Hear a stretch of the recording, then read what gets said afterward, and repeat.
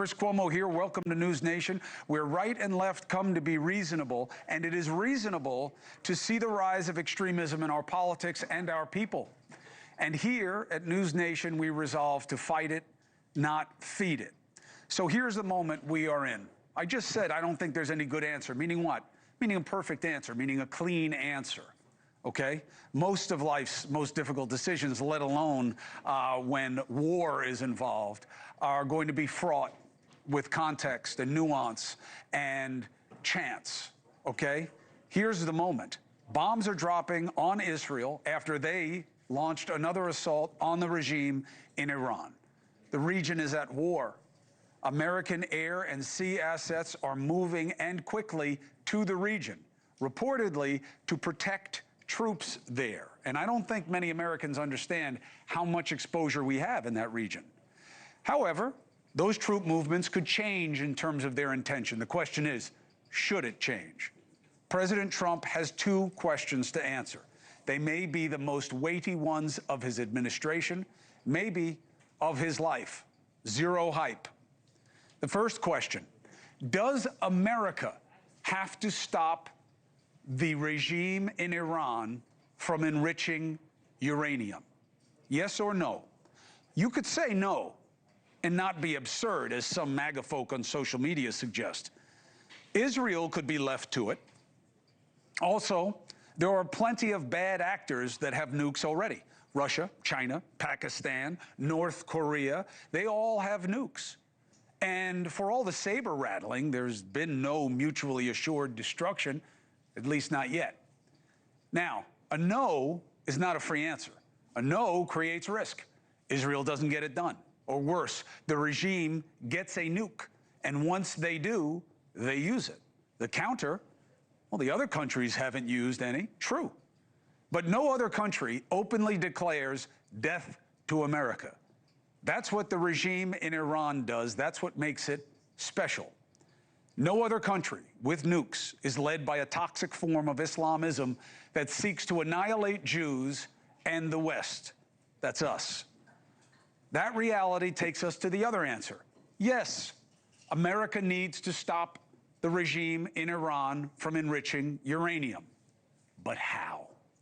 That is the gazillion-dollar question. That's where all the yappers on social media fall short. How? What would they do? Negotiate more sanctions, military? Sanctions and deals and talk have gotten us to this point. That said, there's no indication President Trump is considering what those on the right and left fringe are assuming. Time for boots on the ground. Again, there are reports of American assets moving to the area, but that is likely to defend what we have there already. The likely option, if military action were chosen, would be bunker busters. America has weapons, bombs, that can get where Israel cannot, 300 or more feet down. Why that deep? That's where it is believed the regime is hiding its enrichment facilities. These bombs are so heavy, they need to be dropped with B-2 bombers, specially equipped to handle the load, meaning America would have to decide to bomb inside Iran, okay? This proposition, this choice has MAGA imploding, which was always going to happen. Why? Because all extreme things implode. And within MAGA, you have a mix of extreme agendas that had to come into conflict at some point. Up until now, they've had the left as their enemy. But now, this isn't about the left, this is about themselves. There are too many getting paid to outrage and provoke for profit for things to not come to this. So right now you have, in the same group, extreme isolationists like Bannon, Tucker Carlson, and some other jokers on podcasts who believe America should just ignore the world. And then you have the hawks from what used to be the GOP, many of whom have shows on Fox. The hawks believe Islam hates us, and America must use her might to fight the good fight as they see it, as if you can end a faith or kill an idea with force alone. Hasn't worked up till now. President Trump has said Islam hates us. He has also said America should stay out of world affairs. but he can no longer serve both masters. Adding to the problem, both of these extremes within MAGA are toxic and bad for the presidency and the country. My take, this is a moment where the president can step up and move away from MAGA and its extremists. He needs to find consensus and be reasonable, and that means listening to better minds, not minions, and thinking like a uniter, not a divider. Yes, MAGA got him here, but it will not get him where he wants to be. It is time to be for the country. So what to do? I suggest President Trump will conclude the regime must be stopped from enriching uranium, but will not go to direct military action yet. Why? Several reasons. First, too much downside strategically, given we don't know any threat to the United States or its assets in the region is imminent. Yes, Israel is saying it is. I'll get to that. But America clearly didn't think that, as they had no plan to do anything about it militarily, and they were planning to meet with the regime when Israel bombed. Personally, President Trump, Donald John Trump, is not inclined to use military at scale. This was true long before entering politics. He sees no clear reward from our history. Now, you can criticize his lack of moral agency or desire to spread and protect freedom, but I'm not sure that's competent criticism in this context, and regardless, we'd arrive in the same place. Trump is not excited about military force. And yes, I know today he signaled otherwise. Here's the president. I've been negotiating. I told them to do the deal. They should have done the deal. Their cities have been blown to pieces, have lost a lot of people.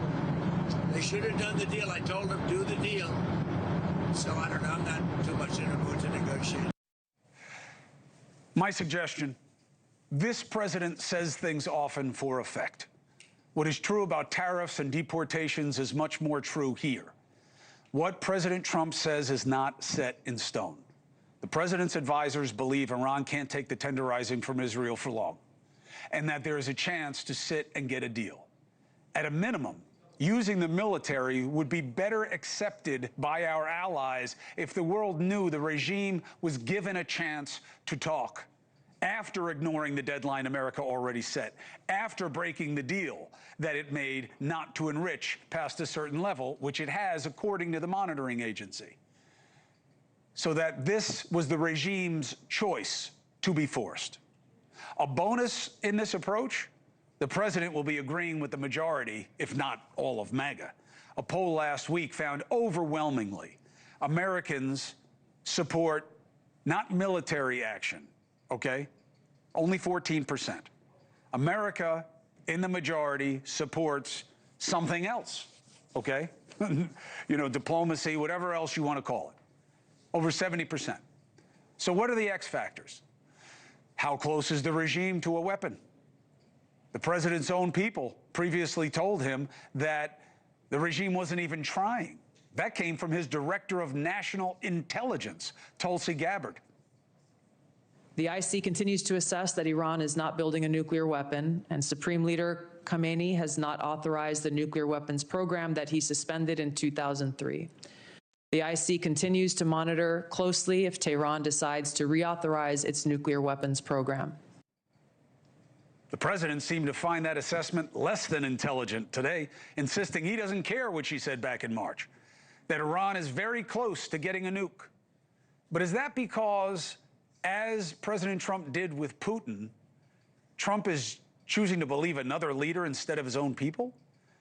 Because Bibi Netanyahu is saying the regime is weeks away, but I have to be honest, he could be right, but Netanyahu has been saying this for years.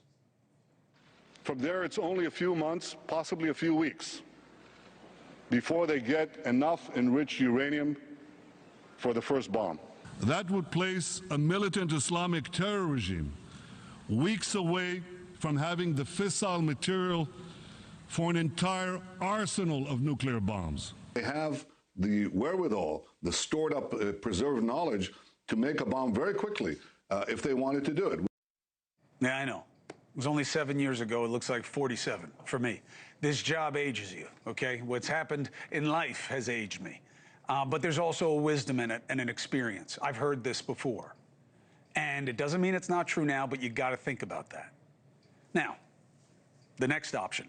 if the regime gets a nuke, America has a major problem. And if America strikes and it goes wrong, you kill a ton of innocents, or you don't even know if the program were dismantled without going on the ground, now you have a major concern. Then again, if you don't strike, and even if you do make a deal, the regime has done nothing but broken its word repeatedly. So there's another major concern. That's why I say there's no easy, correct answer here. And there are other X factors, okay? What if there's an attack on our people in the region? We have around 50,000 people on 19 sites in the region. I've always thought it was too much exposure. I don't understand it. I don't know how it serves us and is worth the risk. We know there are plenty of extremists also here at home, desperate for a chance to act. And we have way more people who are sympathetic, even to extreme Islamism, and sees them as victims. Now, if something like that happens, it absolutely could force the president's hand. The other X factor is whether or not this president is going to cave to MAGA pressure. The isolationists are loud on podcasts and social media, and the media then magnifies that minority, and Trump is sensitive to haters from his own ranks and may seek to soothe. But here's the question for the majority, for us, okay? Is this Trump's call? I don't think so legally, not from what we know now. Congress declares war according to the Constitution. Congress has also abdicated that duty over warfare to presidents for a long time, and it's time for Congress to step up and do its damn job. A president has limited ability to attack on their own. Trump did so in 2020 when he killed a regime general in Iraq, using the 2002 Iraq AUMF, the Authorization for Use of Military Force, which reads, defend the national security of the United States against the continuing threat posed by Iraq. Because the Iranian general was in Iraq, they argued Iran funds militias that are attacking us in Iraq, so it still stands, even though it's over 20 years ago and designed for 9/11, and they took out Soleimani. But look, it was certainly a legal gray area, but Congress didn't care, so they didn't say anything about it. Now, then there was enough momentum in Congress to redo or undo this absurdity that we're still operating under an AUMF from 9/11, but you know who vetoed it? Trump. Why? Because he wants the power. That doesn't mean he's do it. I don't believe he can rely on the AUMF, and I don't believe he can rely on his Article 2 powers alone. Yes, it's been interpreted broadly to give the president executive authority to conduct military actions while there's no declaration of war by Congress, but it assumes an exigency. Okay?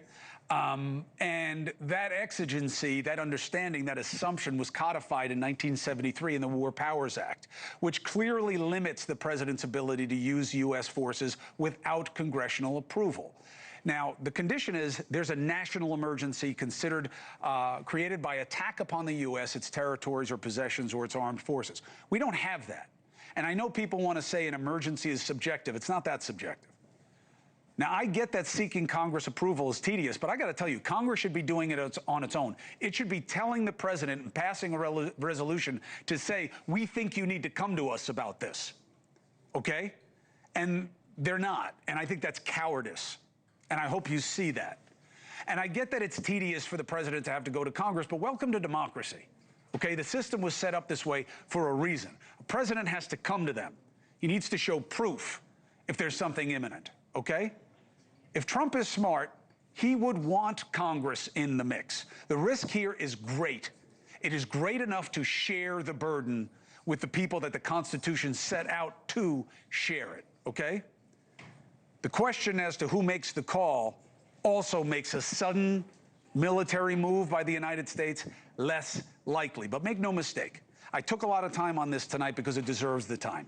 We are living the most consequential period of this presidency. And the president is not served well by his MAGA minions who seem intent to make everything worse. His legacy may be upon him with the choices he makes here. So let's discuss.